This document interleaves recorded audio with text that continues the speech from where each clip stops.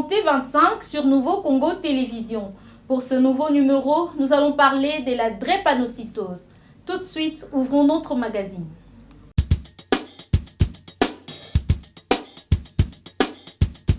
Comme je le disais tantôt, nous allons parler de la drépanocytose, qui est une maladie génétique qui affecte l'hémoglobine des globules rouges et empêche la bonne circulation de l'oxygène à travers le corps. Ce nom est peu connu et pourtant il s'agit d'une maladie génétique répandue au monde avec plus de 5 millions de personnes touchées. Quels sont les premiers signes de la drépanocytose? Comment se manifeste-t-elle? Et quels sont les traitements disponibles contre cette pathologie? Les éléments de réponse dans cette interview avec le docteur Bobo Misengele, généraliste au centre de santé Mabanga dans la commune de Kalamu.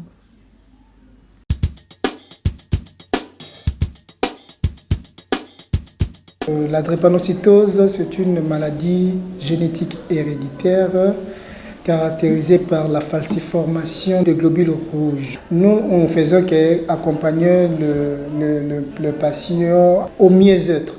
C'est-à-dire qu'il va prendre les acides foliques, le pénivé pour les enfants, et si le poids et la fonction rénale et hépatique le permet, on les remet directement sous hydria qui répond mieux chez les drépanocytaires en âge avancé. Il faut un travail en amont, sensibiliser le futur parent, sensibiliser les couples qui aspirent au mariage à se checker, à faire les examens prénuptiaux. Cela, ça va leur permettre d'éviter de donner des enfants drépanocytaires. Le mariage entre AS n'est pas vraiment un bon mariage. Entre AS qui se marient, ils ont 50% de chances de donner dans ces couples-là un enfant SS. 25% de chances de donner un enfant AS qui est importé sain, qui à son tour ne va pas faire la maladie, mais va transmettre la maladie,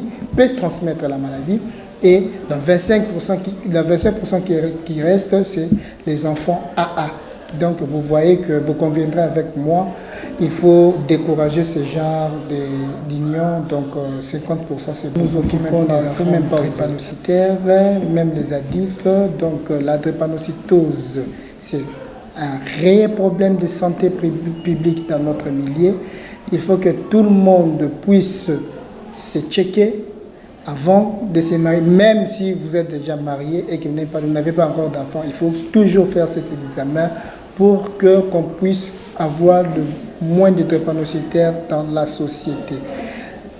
À ceux qui ont des enfants drépanocytaires, ce n'est pas une fatalité.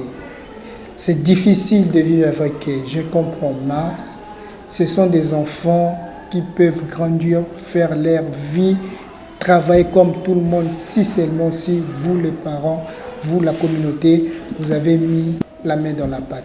Il y a des règles d'or à respecter chez les drépanocytaires. Les règles d'or, premièrement, la propriété. Un drépanocytaire doit être propre. Il doit se laver 2 ou 3 fois au moins par jour avec du savon, bien se laver le corps, bien se brosser les dents, parce que tout cela va lui éviter beaucoup d'infections au niveau de la peau, au niveau des mucus, tout ça au niveau de la bouche. Il y a des infections porcineuses qui peuvent profiter si l'enfant est sale. Donc l'enfant doit bien se laver proprement, il doit être très propre. Et il y a le prélèvement de la température à la maison. Il faut que le parent puisse inculquer à leur enfant avoir le thermomètre à la maison, parce que l'hyperthermie, ce n'est pas bien pour l'enfant. C'est un signe qui montre que l'enfant ne va pas bien. Ils doivent connaître, même l'enfant lui-même lui apprendre comment prélever la température si les parents ne sont pas là. Il y a aussi la fièvre, lorsque ça va s'installer, il faut éviter la fièvre, avoir des antipyrétiques à la maison, parce que la fièvre détruit les globules rouges. Cela va l'amener à faire l'anémie. À part la fièvre, il y a la circulation sanguine. Il faut éduquer l'enfant drépanocytaire de ne pas porter les habits serrés. Il faut qu'il puisse bien s'alimenter. Il y a aussi l'alimentation. Il faut insister sur ça. Les parents doivent très bien, correctement alimenter leur enfant. Il faut qu'ils puissent prendre un repas un repas complet. Tous les jours, l'enfant drépanocytaire doit prendre des fruits. Et il y a l'étouffement, il faut éviter cela, c'est parmi les règles d'or. La chambre de l'enfant là où il dort, il faut que ça puisse être aéré parce que s'il n'y a pas l'oxygène, en tout cas l'enfant va suffoquer, l'enfant va faire des crises. Éduquer l'enfant à ne pas faire le sport de compétition. Il n'est pas un inapte, mais l'effort là de compétition, ça va lui demander de faire appel à l'oxygène, alors que lui, il a déjà un globule rouge déficient qui n'a pas une bonne forme, qui a la forme de la banane. C'est le globule rouge qui apporte l'oxygène au niveau des tissus. Alors quand ce globule rouge-là est déjà déficient, ça n'arrive pas dans d'autres coins, alors que la femme va faire la crise. Car le globule rouge, sa fonction première, c'est le transport de l'oxygène dans tous les tissus. Ici, nous sommes dans le centre de santé Mabanga. C'est un centre de référence. Nous avons un professeur, le professeur Mikobi, qui est un gynécologue, qui suit tous les mamans, les filles adultes drépanocytaires. Donc, on a un meilleur taux de réussite par rapport à ces cas-là. La moindre des choses à faire, c'est d'éduquer l'enfant dès qu'elle sait qu'elle est grosse, qu'elle puisse venir ici à l'hôpital et suivre les CPN.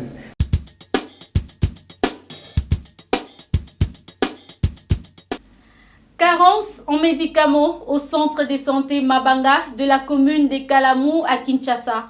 Les personnels soignants se plaignent du manque de produits appropriés pour la prise en charge des drépanocytaires et déplorent en même temps l'insuffisance en stock de sang.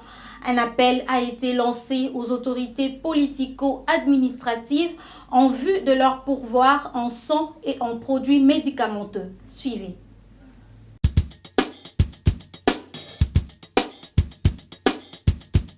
Bon, la difficulté, les bosses aller, malade, Nous rencontrons beaucoup de difficultés, entre autres, déficit de médicaments, insuffisance des sons dans la banque, et les malades que nous recevons sont trop exigeants. Parfois, ils arrivent sans leurs produits, et cela nous met en difficulté.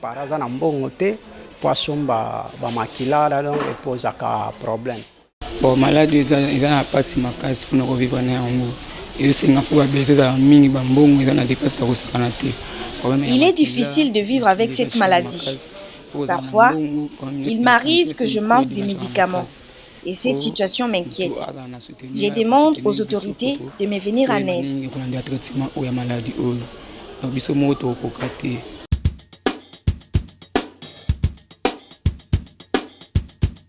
La République démocratique du Congo est le pays le plus touché par la drépanocytose après l'Inde et le Nigeria.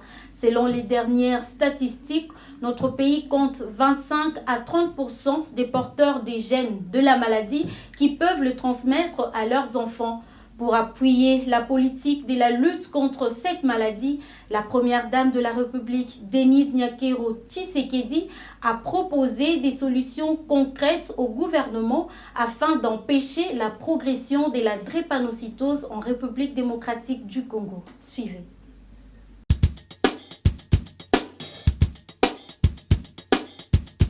Au vu de ce tableau sombre, je ne peux pas rester indifférente face à cette maladie hautement invalidante et mortelle, et qui fait de la RDC le troisième pays le plus touché au monde, après l'Inde et le Nigeria. J'ai rédigé un plaidoyer déposé à son Excellence, Monsieur le Premier ministre, afin d'appuyer la politique nationale de lutte contre cette pathologie.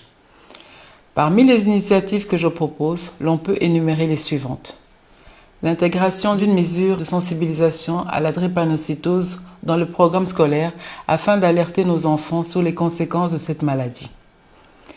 Le dépistage néonatal, la sensibilisation et le dépistage de masse et le développement d'un registre national de drépanocytaires.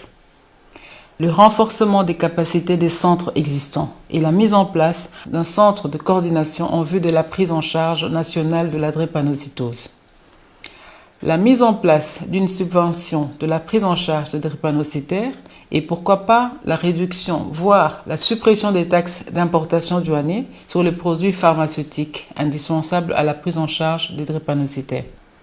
L'organisation des états généraux sur la drépanocytose qui détermineront l'état de la maladie dans notre pays.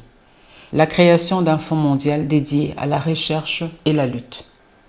Ces initiatives n'ont pas pour prétention de résoudre toutes les problématiques autour de la drépanocytose, mais je pense qu'elles pourront au moins contribuer à bouger les lignes et pourquoi pas arrêter la progression incontrôlée de cette maladie.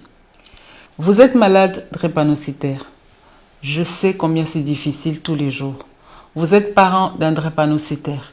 Je comprends votre peine de voir un des vôtres souffrir atrocement sans que vous n'ayez la possibilité d'aider. Cette peine est encore accentuée parce que vous êtes à bout des ressources financières.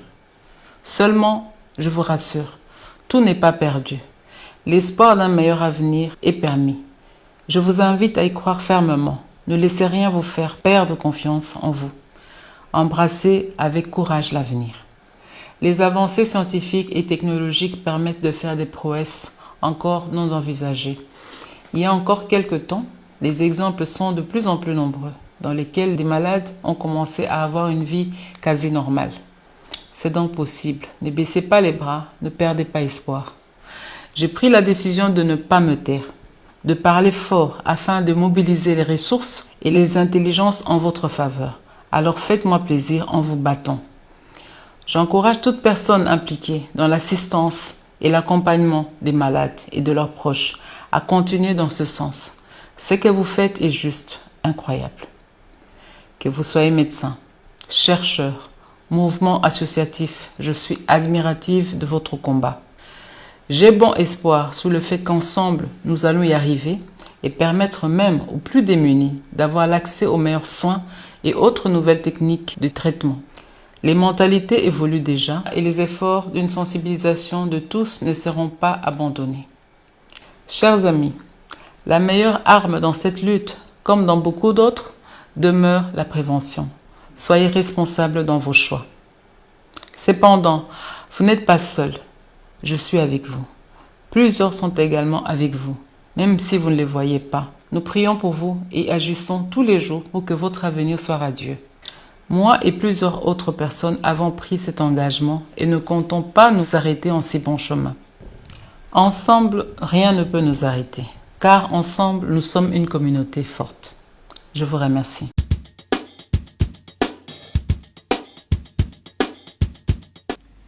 Parvenir à une génération sans drépanocytaires en République démocratique du Congo est l'objectif de l'ONG La Voix des Drépano que dirige Kate Ngwanza, ancienne Miss francophone 2018.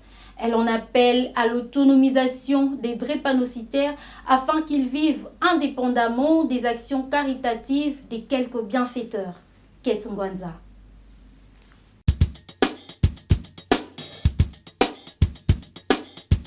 J'ai choisi les drépanocytaires parce que je suis victime d'une autre manière. J'ai perdu mon petit frère, ça fait 4 ans, il était drépanocytaire, il est mort à l'âge de 10 ans. Et j'ai vu sa souffrance, c'est logique parce qu'il dormait dans une même maison que moi. Donc je su comprendre la souffrance et après sa mort, je m'étais assigné la mission en tout cas d'apporter de l'aide aux personnes vivant avec cette maladie. En tout cas, jusque-là, on va vers eux pour poser des questions, pour savoir... Parce qu'en fait, il y a un problème. Le problème est que les drépanos en général, leur vrai souci n'est pas seulement d'apporter de l'aide, mener des actions pour eux, les emmener tout ce dont ils ont besoin. Ils ont plus besoin d'un réconfort, ils ont besoin d'un appui mental aussi. Parce qu'aujourd'hui, nous voyons des drépanos dans des orphelinats, dans des hôpitaux, ils sont là, ils deviennent des victimes, ils se font victimes d'abord eux-mêmes. Et il y a des gens qui vont, des ONG, etc., qui vont vers eux pour poser des actions, des œuvres caritatives. C'est une très bonne chose, mais au fond, mon but, c'est vrai que je l'ai fait aussi, mais mon but primordial, c'est qu'on ait une génération sans drépanocytose et que les drépanocytaires vivent une vie épanouie. Et quand je parle de la vie épanouie, je vois plus la réintégration des drépano dans la société. Je pense que c'est le plus grand problème jusque-là. Voilà pourquoi nous allons vers eux, pour non seulement les apporter, c'est vrai, parce qu'on dit un ventre à celui qu'on donne la nourriture, il demandera encore. À celui qu'on donne de l'emploi, il trouvera de quoi se payer la nourriture. Donc le but primordial est d'aller vers eux et de les aider à s'accepter eux-mêmes, parce que finalement la drépanocytose est une maladie à vie. Donc une fois que tu es né drépano, tu es drépano et tu vis avec. Donc c'est pas la peine de se faire victime, il faut qu'eux-mêmes se prennent en charge, et c'est ça même notre but, au-delà de ce que nous posons comme action caritative. Mon nom est été affilié au centre CEMAS, communément appelé Mabanga, ça se trouve à Yolo, et c'est là qui le malade sont traités. Ils en ont besoin, vraiment ils en ont besoin, parce qu'ils font très souvent de rechutes, ils ont besoin de sang, ils ont besoin d'un bon traitement en tout cas. Et pour ça, oui, on essaye du mieux que nous pouvons, en tout cas, de les aider. L'année passée, d'ailleurs, nous avons été invités à Brazzaville, parce qu'il y a le centre de référence Antoinette Sassou Nguesso, c'est le centre de la Première Dame. Nous avons été invités parce qu'on a vu qu'en réalité, en RDC, il y a plus de cas, mais il n'y a pas une prise en charge ferme. Alors que chez eux, il y a une forte prise en charge et il n'y a pas assez de cas. Et donc, nous avons été appelés, on a vu ce qu'on faisait ici à Kinshasa, et le cabinet de la Première Dame a voulu que la RDC travaille en synergie sur ce domaine, de façon à ce que les malades d'autres malades d'ici aillent se faire traiter là-bas. Et donc je pense que ça ne se limite pas que ici, en ce qui concerne apporter de l'aide, il n'y a pas d'horizon. Je me dis qu'il n'y a pas d'horizon, du moment qu'on peut apporter de l'aide, on y va en tout cas. Ni Téti, la mort de mon frère, je n'aurais pas connu tous ces drépanocytaires. C'est par ça que j'ai su les approcher encore davantage. Alors la première chose que je veux dire, c'est que vous devez vous accepter d'abord. Le grand problème, vous avez déjà un problème et vous devez vivre avec ça. Au-delà du fait que vous soyez drépano, vous n'êtes pas handicapé. Vous avez tout ce qu'il faut. Il y a des drépanos qui sont très intelligents et donc vous devez de vous prendre en charge. N'attendez pas seulement que les gens viennent vers vous pour mener des œuvres caritatives, c'est très bien, mais vous devez vous accepter au point de vouloir créer des entreprises. Parce qu'aujourd'hui, lorsqu'il y a un drépano qui est chef, qui est propriétaire d'un atelier de couture, je ne pense pas qu'il demanderait encore de l'aide, parce qu'il sera autonome et indépendant. C'est ça même ce que je veux pour eux. Ils ont besoin d'affection, ils ont besoin qu'on les rappelle qu'ils sont importants et qu'ils sont comme tout le monde. Et donc ils peuvent faire exactement ce que moi je peux faire. Ils peuvent être journalistes, ils peuvent même avoir un ministre drépano, pourquoi pas. Parce que la drépanocytose, la maladie n'empêche pas à une personne d'être intelligent, d'être un génie. Donc ils doivent accepter leur état et continuer à ne pas baisser les bras et à vraiment forger de façon à être autonome et indépendant.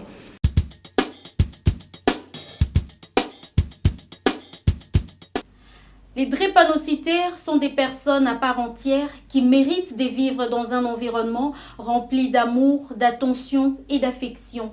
À travers cette vidéo, vous allez découvrir les enfants drépanocytaires remplis d'espoir.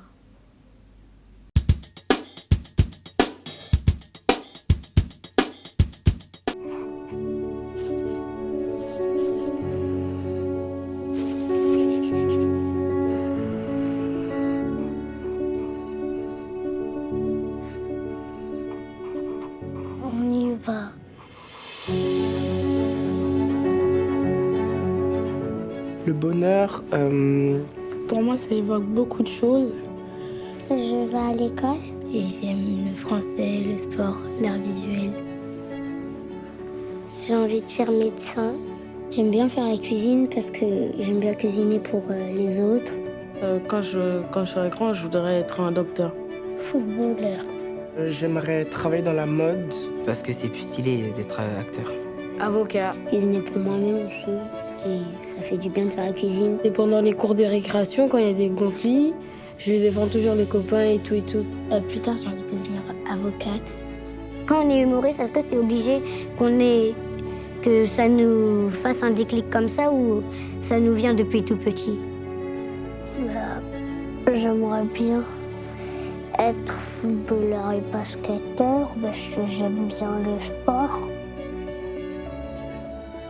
Pour moi, le bonheur, ce serait que tout le monde soit heureux dans la vie. Et tous s'entourer en famille et rigoler en fait. J'adore faire de la guitare. Et Si je peux plus en faire, je crois que j'en tomberai malade. Je veux aussi soigner tous les personnes malades, même s'ils sont adultes ou enfants. Parce que je veux gagner des trophées et des médailles. J'ai toujours aimé défendre des gens autour de moi.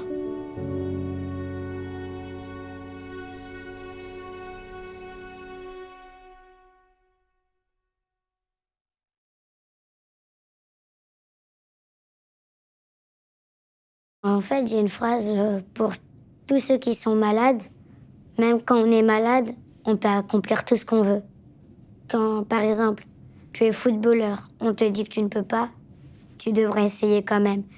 Comme moi, tu veux être humoriste alors que tu peux pas, va jusqu'au bout et faut pas abandonner ses rêves.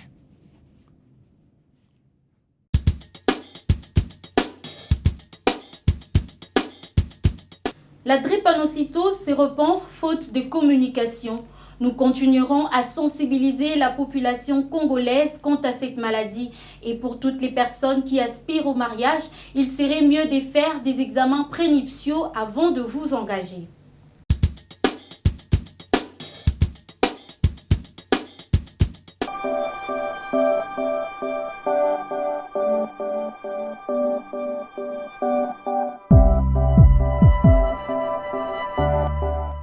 Les crises douloureuses des drépanocytaires ne peuvent malheureusement pas être évitées. Cependant, on peut faire en sorte d'en diminuer la fréquence en évitant des facteurs qui favorisent l'apparition de ces crises. Que faire pour prévenir les douleurs? Voici quelques conseils. Une bonne hydratation lorsqu'il fait chaud. Éviter les situations qui bloquent ou qui ralentissent la circulation sanguine. Éviter les situations où l'oxygène se fait rare. Éviter les essoufflements. Ne pas fréquenter les régions montagneuses à plus de 1500 mètres d'altitude. Lorsque vous voulez prendre un avion, il serait mieux de prévenir au service votre état afin qu'ils prennent des dispositions pour vous mettre dans des conditions adaptées à votre situation. En cas de fièvre supérieure à 38,5 degrés, douleurs résistantes, pâleur brutale, de grandes fatigues et des douleurs abdominales, augmentation du volume de la rate, douleurs thoraciques et gêne respiratoire, rendez-vous d'urgence à l'hôpital.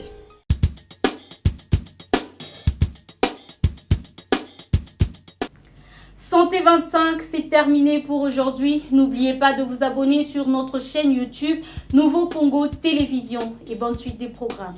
Au revoir.